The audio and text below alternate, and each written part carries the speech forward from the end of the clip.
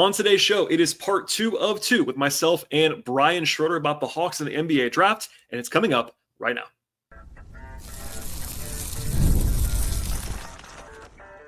You are Locked On Hawks, your daily Atlanta Hawks podcast. Part of the Locked On Podcast Network. Your team every day.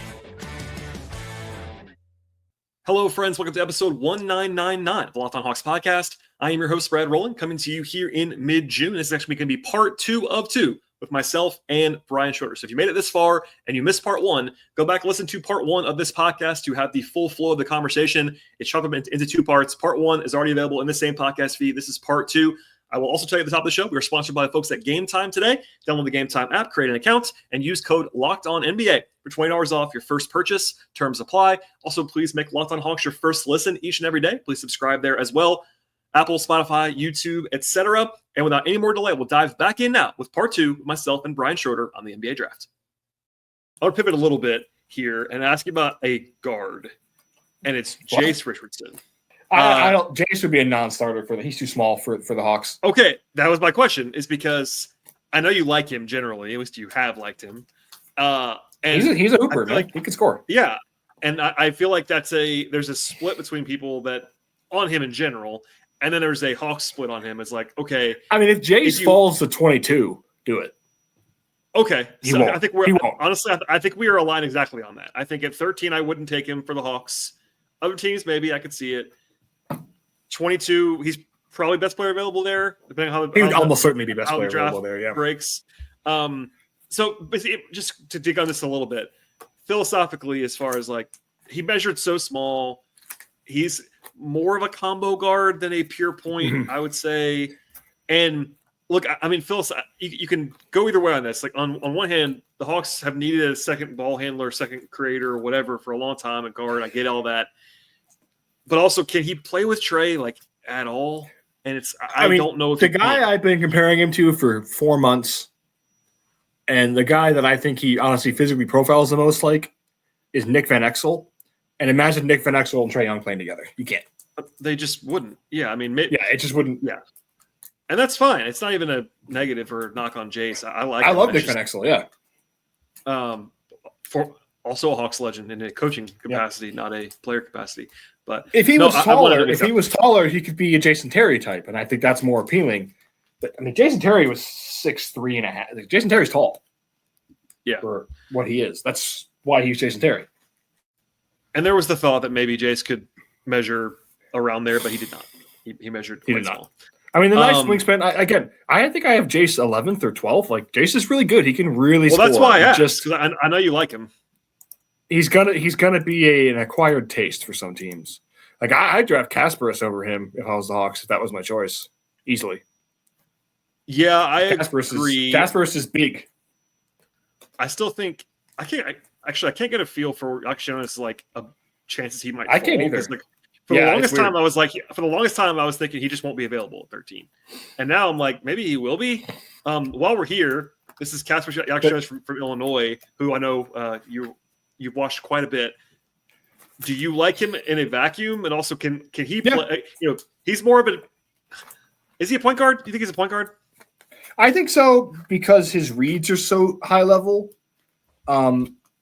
His ability. He's a great look off passer. He's a great his speed of his passes. Like watching Halliburton, even though the Pacers lost tonight, people have watched. I feel like a lot of people are really watching Halliburton closely for an extended period, and you see like how accurate his passes are, how fast they are. And Jakucionis isn't that level, but he's got that skill of just like quick read, quick pass, like this is where the ball's going.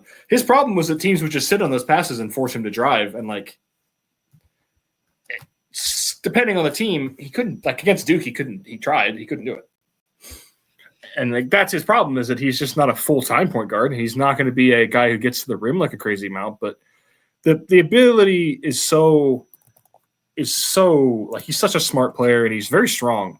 So I don't see how he's not like he's going to have the ball a lot. He's going to be a decision maker. Yeah. I think he's like worst case.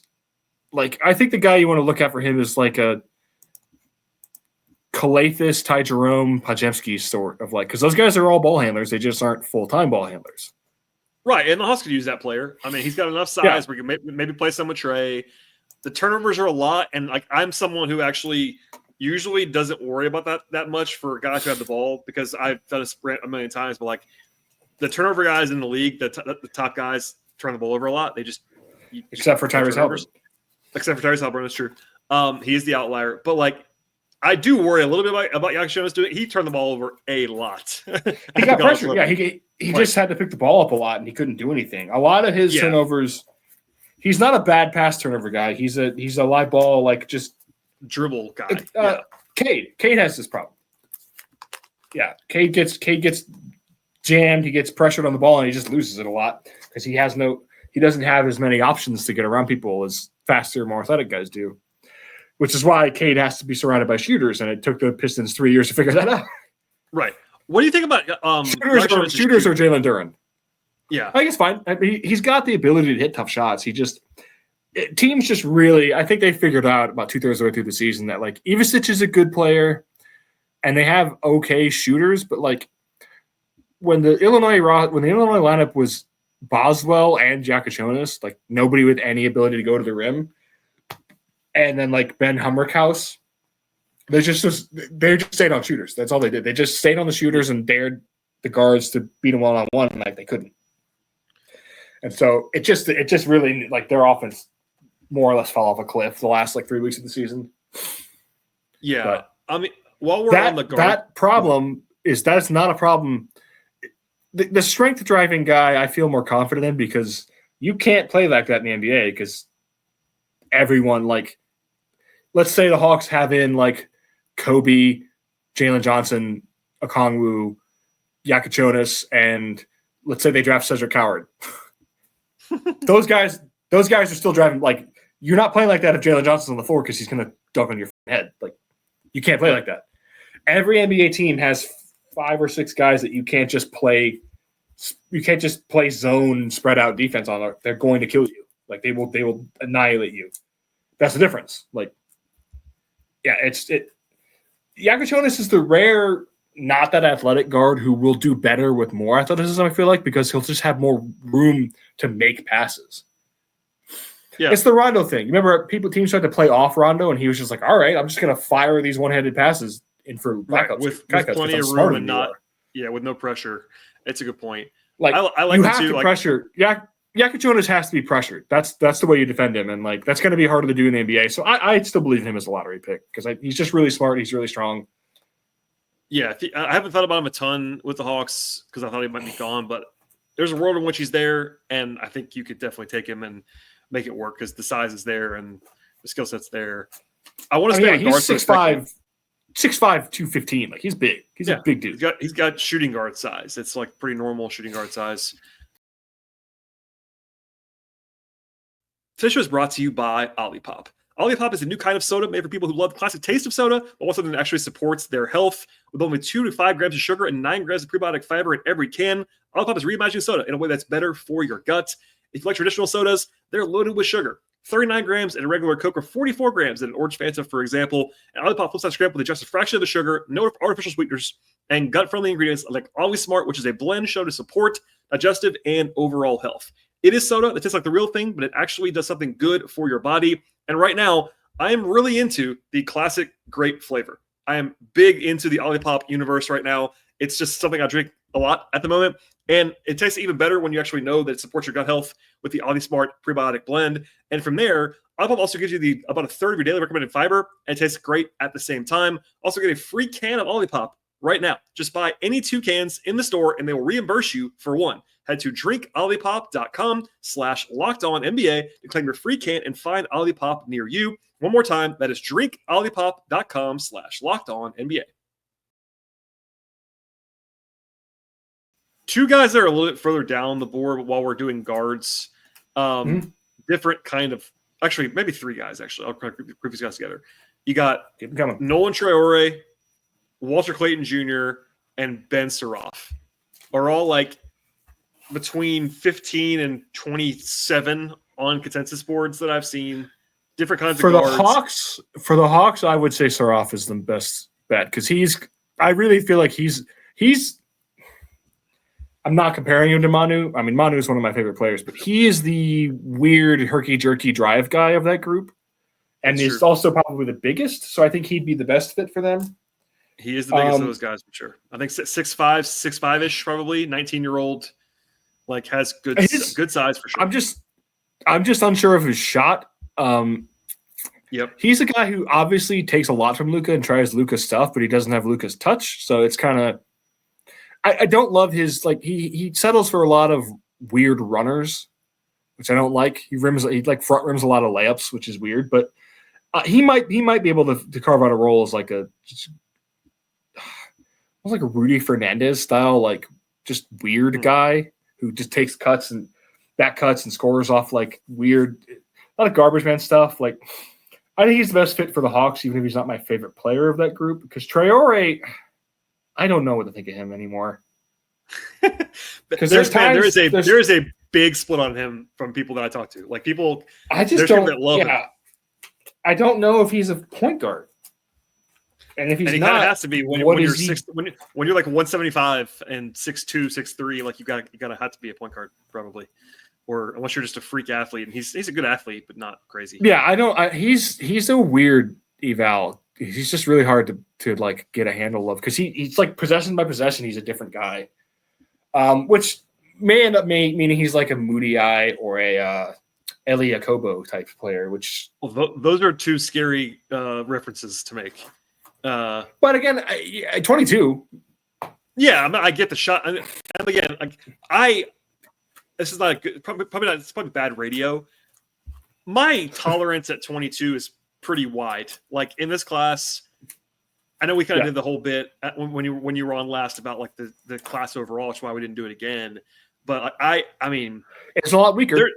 There are a few guys that I would think the Hawks could reasonably draft at 22 that I would be like really mad about. Like there's not a big list of those guys. There's some guys that I would be like that I would prefer, but like Danny Wolf.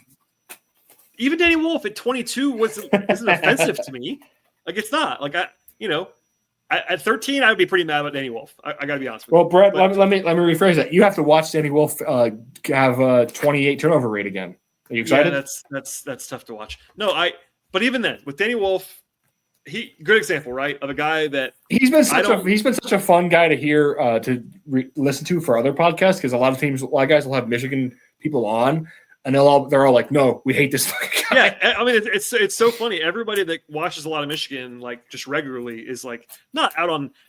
I was glad he was there. He made them better this year, but I did not buy into the NBA draft thing with him a ton. But even then, I have him like 30. It's not like I have him 50. Like he's a reasonable prospect. So that's my long-winded way of saying like Ben Saroff, sure. Even Walter Clayton, I'm probably lower on than some. I would get it. Are you lower on him than I am? It. Where are you? Where do you have him? 28. That's about where I have him. He's my tier 4 guy for a while. His problem is that he's just not a good decision maker. Yeah. If the decision is not, if the decision tree for Walter Clayton is should I shoot a pull up, if the answer is no, what does he do? Like he's not good at it. I trust the scoring.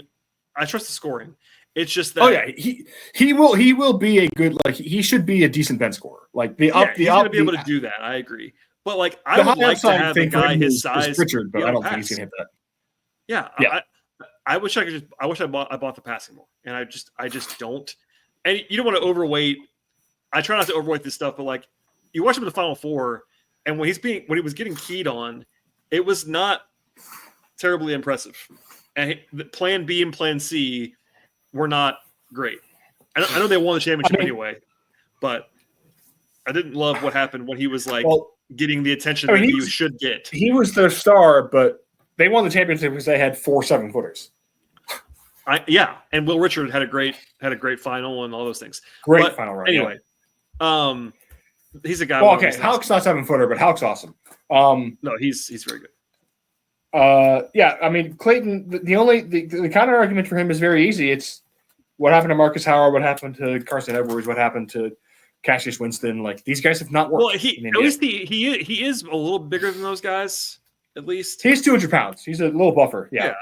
like I buy the shot too, which definitely helps. He's not a bad athlete. I don't think he's a great athlete, but he's not a bad one. I just wish he could pass more, but it's fine. And that's I think if he's a better passer, I would probably have him at like 18 instead of 28. He'd probably be my second. I think he might still be my second lead guard, like full-time point guard, but he would definitely be if I trusted the passing at all. Yeah, I'm with you. I wanted to make sure I asked you about a player that got a lot of attention as we're talking in the last couple of days because he measured well. He's an international player who I don't know if I talked about much at all, and it's Hugo Gonzalez. Former top 10. Coming into the season, he was in my top 10, so yeah. Yeah, I mean, he has been on the radar the whole time. He's at Real Madrid. He just hasn't played very much. 6'7" wing. But like a guy that I swear to you, I don't know if I've talked about it all on the show, and is definitely in the Hawks range, and I think he measured well, and people were like, whoa, he measured well. Okay, so is he a first rounder for you? Like, what do you? And also, what do you? I think the question. I don't think he's gonna. I think he's gonna be a stash guy. Is what I'd been led to understand. Which means, I feel like somebody's mock was like maybe it was Sam's. I can't. Somebody had a mock that was like maybe he'll be a stash guy, but maybe he doesn't want to be a stash guy and might fight it. Yeah, if he doesn't want to be a stash guy, that's what I'm saying. It could push him out of the first round because teams aren't gonna. I'm not saying teams do. Do stash guys in the first round, but if you fight it, they're not taking you in the first round. They'll take you at 31. I found it. It was actually Gavoni. Gavoni said in his recent kind of 2-pair mock with Jeremy Woo, he said there's a possibility that a team could convince themselves to stash him, but quote something that surely would not be appealing to his camp at this stage. Yeah, so that may push him into the second round, but I think he's a good athlete. Hugo's whole thing has been. Like his ability to he's more the Rudy Fernandez just because he's Spanish, but he's been a good athlete and like plays hard worker, plays really hard. His question has just been like developing like on ball scoring ability, and he doesn't seem like he's done that. But he's also not played. It's like I had somebody the other day tell me Leonard Miller was a bust, and I'm like, is he? They're like 180 minutes. He hasn't played. Leonard Miller, and also. This is not a podcast about Leonard Miller, but like, yes, it is. Where was he going to play? I mean, it's not his fault he hasn't been able to play on a team that made the conference finals 2 years in a row. Like, they should trade him to the Chicago Bulls so he can play. Yeah, but no, I am not out on Gonzalez. He's got decent enough size. He plays hard from what I've seen on film. Like defensively, I kind of get it, and he's but classic slashing wing. He's a classic slasher. Like catch off like. Attack a closeout, 2-dribble, layup, dunk guy. If he can develop like a handle, he could end up having top 20 value in this class easily. Like he did at one point. He was consensus top like a lottery. He was up there. He just didn't play. Yeah, that was the thing. This was brought to you by Game Time. It's looking like the NBA playoffs, the intensity, the buzzer beaters, the fans losing their minds. It's all kind of the experience of the atmosphere that you have to experience live if you want in. At Game Time, they make it fast and easy to get seats, even for the biggest possible playoff games. Prices on the app actually drop when closer to tip-off, and they have these killer last-minute deals and no surprise fees, and all that makes Game Time a total game changer for you. I love that I can see my exact view before I buy the tickets with no surprises when you actually arrive at the venue. And the NFL schedule is now out as well. You better believe I'm already looking at my plans for the fall and the calendars, picking up which games to hit, how to travel, all that stuff. And Game Time makes it actually scoring NFL tickets really as easy as possible. And with the Game Time guarantee, your tickets are also 100% authentic. They will arrive on time for you, and you always get the best possible price at Game Time with fees included. So what you see is what you pay at Game Time. Take the guesswork out of buying tickets right now with the Game Time app. Download the Game Time app right now, create an account, and use code LOCKEDONNBA for $20 off your first purchase. Terms apply. Again, create an account and use that code LOCKEDONNBA, LOCKEDONNBA for $20 off your first purchase. Terms apply. Download the Game Time app today. Last minute tickets, lowest price, guaranteed. Okay, I think we've reached the portion of the program where I need to leave time for you to talk about guys that you want to talk about because I know you have 100 of them. They could be deep guys. They could be your guys that we haven't talked about. Anybody that you want to talk about. The Hawks don't have a second-round pick. I'll say that out loud now, but they could easily get one if they wanted to get one. So that guys that are in this range, I will pass along to you right now, Brian, that Hawks fans really like Hanson Yang. I get it. Yeah, I mean, I've never seen him play, so I just haven't found a game of his. But like just the workout stuff you see. It's like, I mean, Mitchell Robinson got drafted on workout stuff, and I don't think he's that level of prospect, but like Hanson Yang is huge. Yeah, he's massive. He's huge, and he seems like he has real touch. So like, huge touch, and he can pass. Those are the three things with Hanson Yang. Like that he should get. He definitely should be getting a shot over the Grant Nelsons and Dylan Cardwells and unfortunately the Vlad Goldens. Like, and I'm using that as an example because I think Yang is going to go in the second round, despite Hawks fans thinking he might go at 22. Even then, people around the league are like, I could see a team in the late first, especially one of these teams that has a pick in the second. Just beating them to the punch and drafting him. If you want to get the team control and all those things, I get it. But like, I'll let you throw out names. But like, people ask me sometimes about Yannick Konen Niederhauser from Penn State. Just awesome, again, a big awesome mover. Yeah. Hawks fans are looking for 7-footers, Brian. That's the key thing. He can move. He's another guy I think is really interesting. Let me go through my bigs then.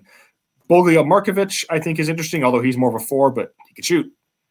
Momo Faye, I like. Like, he was pretty productive for where he was playing. 7'5" wingspan. I mean, it's Mohamed Momo Faye from I think he's at Reggiana. Did you disparage Vlad Golden a minute ago? Did I hear that on this podcast? Did you just take a shot at Vlad Golden? Come on, what are we doing here? I love Vlad Golden, but you're not drafting him. I mean, nobody's drafting him first round. Like, no, I agree. I'm kidding. I mean, you're taking Yang. You're taking Yang over that guy. Agreed. I would say this: if Vlad Golden is available on a 2-way, I would sign Vlad Golden to a 2-way. No, a perfect 2-way guy. Yeah, like he's good. He's a good basketball player. I mean, Zakarski's still out there, and Zakarski, even though he basically was massive human beings, he measured at 7'3", 260 with a 7'5" wingspan. He's enormous. And he's 19, and Kalkbrenner will be out there. Kalkbrenner almost certainly will be a decent NBA player. There's like very little doubt of that. I think Kalkbrenner is going to go in the first round. That's my. I can see it. I can understand it because like teams are moving back more towards the Luke Cornett types, like the Luke Cornett, Colin Castleton, just like big backup drop big. Future Hawk Luke Cornett. I'll say this: you know who would really like to have Ryan Kalkbrenner right now would be the Indiana Pacers, so they could stop playing Thomas Bryant. He would very much help them at the moment. We don't have to keep doing centers. We can talk about guys that I know you got like your sicko stuff. I like right now. Amari Williams. I'm a big fan of the Kentucky guy. I can't remember where he went before, but he's a crazy like high assist percentage 7-footer. That's always fun. Yep. I said Grant Nelson tested so well that he's got to be on the list. And then you got like a Jonas Idu, Julian Reese. He's not really a center, but he's Angel's brother. He'll bring in some clicks.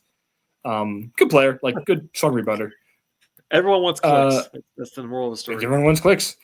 I like Daniel Bacho from Louisiana Tech. He's almost 20. He's 23, but he was awesome. Former Texas Tech guy, I believe. One of those guys who was on a couple power conference teams, never played, and then went down a level and started dominating. Victor Locken, although he got hurt. You ever heard of Hunter Dickinson? I don't like Hunter. Please don't do that to me. LinkedIn.com would be what I would say. Get a job. The accursed Hunter Dickinson.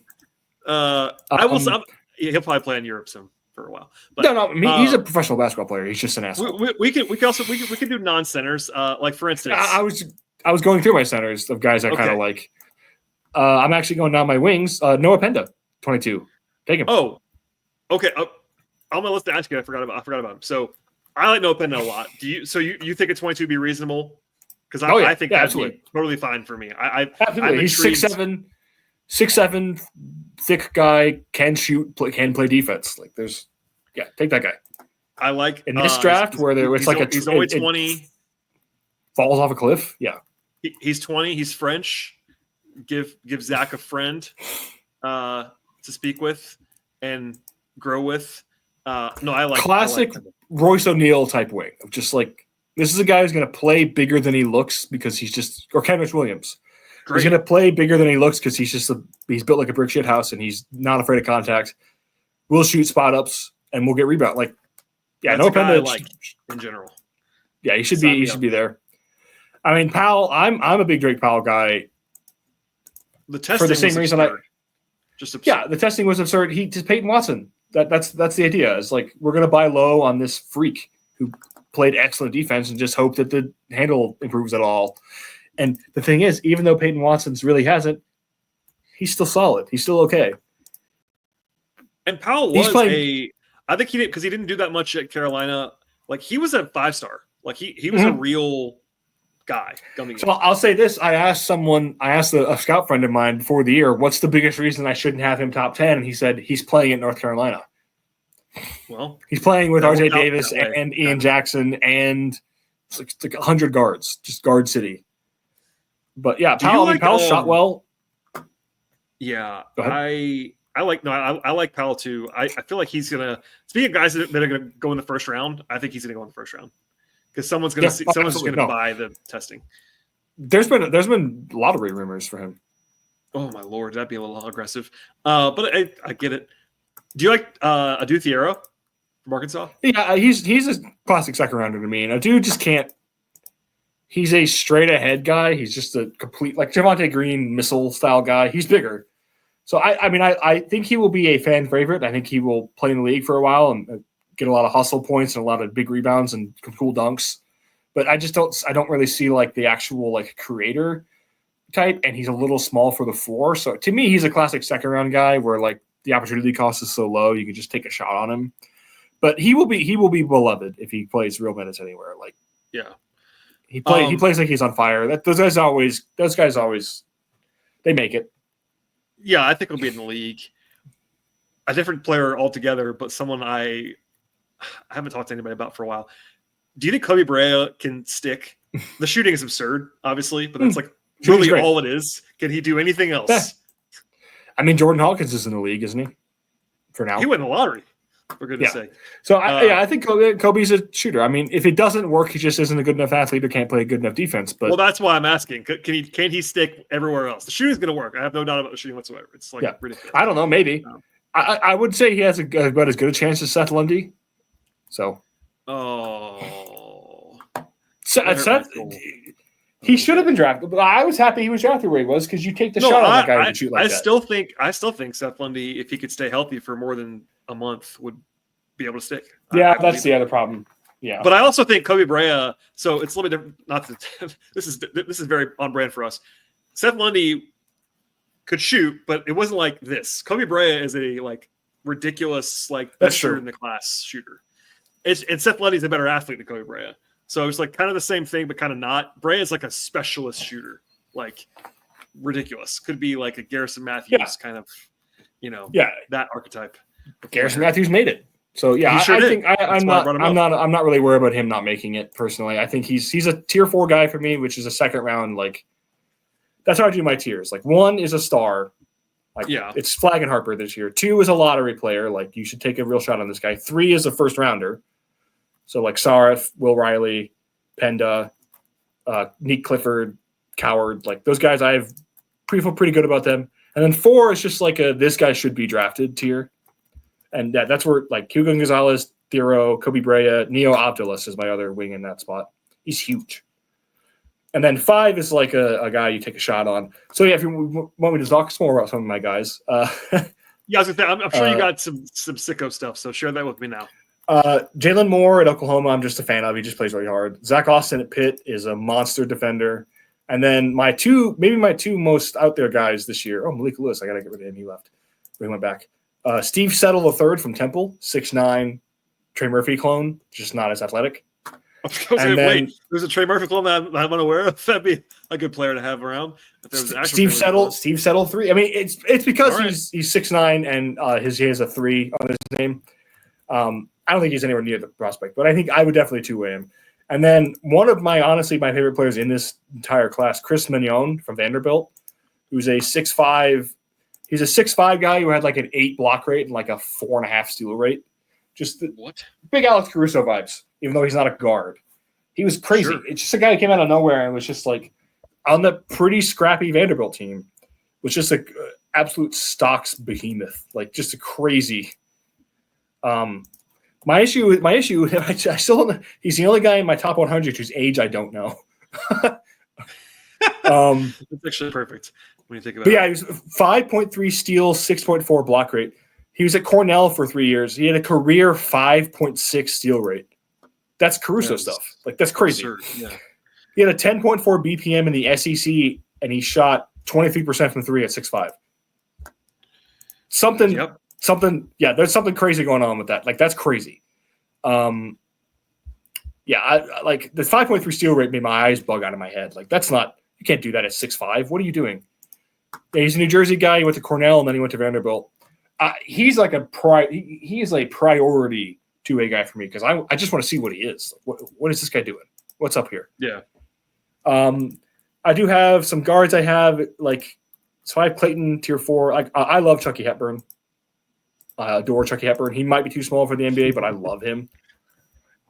And if you watch the tournament, he almost won that game for Louisville, just going on a shot-making explosion. He was insane.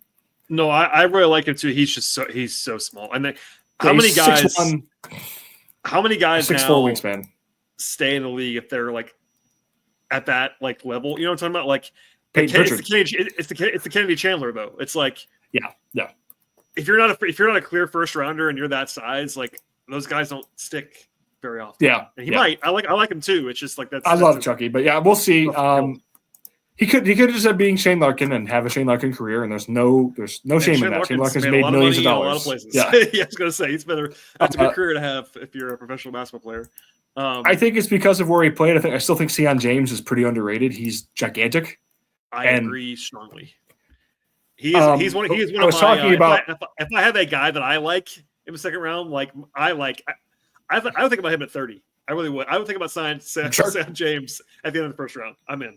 Sion is so. I was talking before about how I don't care about decision making for centers. I do care about it for other role players. Sion is. I don't know if I've ever seen him make a mistake. Like he'll have turnovers, but every time I understand what he's doing at all times, and he's 220, looks like a linebacker, and is like a competent shooter, and like a good passer. Like he's only going to be 23, so he's not like ancient. I mean, he's old, but he's not like.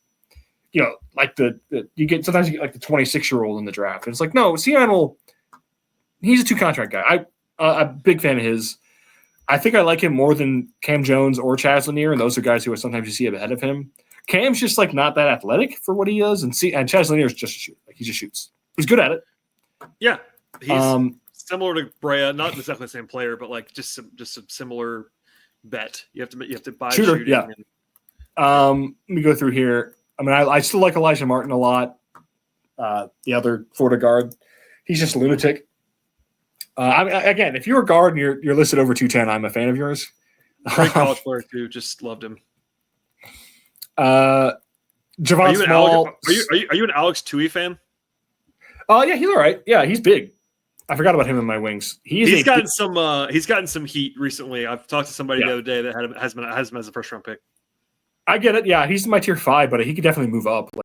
Like, he's big. He's a big dude who moves really well. But then my ultimate guy, aside from Nenyon, the guy I would be two-weighing the second the draft ends on principle is Kadari Richmond, of course. Yeah, I would. That's the most my guy. Yeah, that's the most me guy in this class. He's a 6'6" guard who can't shoot. Come on. That's extremely you for sure. If you are 6'6" and you have like a 30% assist rate and like a 5 steal rate, I'm a fan of you. It doesn't matter. I thought you might say Kobe Johnson, just for because I still like Kobe a lot. I still like Kobe. I don't know what to think of him now though, because he had a good year at UCLA. Like he wasn't bad, but he didn't really. He just became like a straight up role player. He didn't have any like And by the way, responsibility. Still now, he's Jalen's brother. That's why I brought it up. Yes. Yeah. And he was a guy I loved last year before it turned out he actually couldn't shoot at all. Yeah. That is the question with him. Because he's an awesome defender. Yep. I mean, he's a very similar player to Jalen. It's just he's not as athletic, and he's like 6'5". Yeah, he's smaller and not as athletic, which is not exactly an appealing package compared to Jalen. Yeah. Oh, he should get a shot though. I still think Kobe should get a shot somewhere because I think he'll be in summer league somewhere or on a two-way somewhere. Awesome team defender. Yeah, I'm in on him too as a like fringy bet. Are you in on John Tanji, the 24-year-old from Wisconsin? I am not. I don't like John Tanji. He's a classic. His shot diet is lead scorer, and he's not going to be that. He's like He's like Johnny Davis, except for maybe he's going to go in the 30s or 40s instead of the lottery, but similar. He's an excellent foul drawer. He had a great college career, and he had a great season. Oh yeah, he was awesome. And he'll get a shot, I think, but I don't think he's going to stick, and I think he's going to be in Europe before too long. It's just like, and by the way, it'd probably be great over there too. It'll probably be awesome. Probably be awesome, yeah. Be the new Thomas Walkup. I love Thomas Walkup. Austin's own Thomas Walkup. All right, and then I have Max Shulga also in there because he's just very big for the type of shot maker. He's just 6'4", 205, and he's like a 3-point bomber. And like Sam Merrill has been a pretty good player, and like there's an archetype for that. Like there is kind of an athletic, but like wide shot maker guy. I'm not a Nemhard guy because he's just too small. Lamar Butler's too small. Mark Sears is tiny. Caleb Love makes me hate basketball. RJ Davis is way too small. I was not ready for that at all. But yeah, I get it. I do sort of like Ian Martinez and Chance McMillan, but that's getting into those are like I decided to make a top 150. This was like 3 weeks ago before a lot of guys left, and it was hard. I was like pulling teeth. I got to the point where I was like, I put Javier Francis in it, even though he went back, because it's like I know he is at least. Dane Danger was in it. It's like I was really. I forgot to say this earlier when you mentioned Nemhard. You know who my Nemhard comparison is. Not his brother. And the league has changed quite a bit since then. Not his brother. Mm-hmm. If it works, he's Monty Morris. If it works, but he's so much smaller than Monty Morris. I know, and Monty's pretty small, and he's even smaller. 2 or 3 inches smaller than Monty Morris is bad. I know. That is a bad. That's why. I had Monty as a first round pick, and I do not have Nemhard as a first round pick. But that's the guy. If it works, that's gonna have to be how it is. Like super low turnover, really high passer. Like he's really good at point guard stuff. He's just he's excellent. He's just so small. The NBA does not need those players anymore because everyone have like the Hawks. The Hawks run offense through Jalen a lot. Like. Or Dyson, who's 6'7" and like freakish. Like, the Hawks want to have another guard who they trust, but they would prefer it not be a 6'1" guy if they can help it. You know what I mean? Ryan Nemhard is not 6'1". No, he's even smaller than that. Yeah, I'm just saying. He's 5'11", 6 foot tops. Yeah, he's very small. Well, Brian, thank you for all the time, as always. The general rule for me is if I look down at you, you're not. It's just too small, buddy. Like it's probably a fair point. You mentioned Summer League. If you're going, or you're heading out, are we? I got to buy the actual tickets for the games, but I got everything else. Got some good. We'll talk about it off air, but I got a really good deal. Yeah, so. it'll be nice. It'll be nice to see you. I'll be there as well, as always. That'll be fun. Maybe we can talk about whoever the Hawks draft after that or something. But in the meantime, it's crunch time for you. We joked about it earlier. You've already done all your work on this class. I'm done. I'm going to add a few more. You can still read it. Yeah, I am going to add a little more fluff to my capsule board, and then officially, it's out now. You can find it on my Patreon now. I'm going to officially release it for free sometime between now and a week to the draft. So people should go ahead and follow you on social media, and then also. I haven't written as much crazy fluff down into the 50s and 60s as I do some years to avoid burnout, and because I've had personal stuff going on. But I also don't think people care about that really. So well, I do, but I'm not normal. So yeah, I learned my lesson when I wrote like 8 paragraphs on Kyle Filipowski, and then the next day he went back to school, and I was just like burnt out. I was like, I can't do this anymore. So what happened this year with a couple guys too? Yaxel went back, and the Baron thing is depressing me deeply. Spylon was the one. I knew that was going to bother you. That's my guy. I love him. He would have been my guy in this draft if he'd stayed, because he's such a smart decision maker. He's such an elite decision maker, and he's so cool. He's got he'll be a lottery pick next year. It'll be fun. So he might be a top 5 pick. Well, there you go. Chaotic, good Rajon Rondo energy, and I love that. Well, thank you again, Lafayette sir. Weaver. That's my final comp. Patreon.com/Brian JNBA, correct? All right, good. Yep, same as the thing here. Do that. Follow Brian on social media, Twitter. Are you back on Blue Sky? I can't remember if you're on Blue Sky or not. I'm on Blue Sky. I'm not really doing basketball stuff on Blue Sky though. Okay, follow Brian on Twitter if you are so inclined, and follow the Yeah, Patreon. I'm going to I post cat pictures and talk about video games on Blue Sky. That's worth following too, I got to say. Yeah. Thank you again, sir. I appreciate it, especially late night post finals game. As for everybody else, please subscribe to this podcast. We'll have wall to wall between now and the draft, and we'll see everybody next time.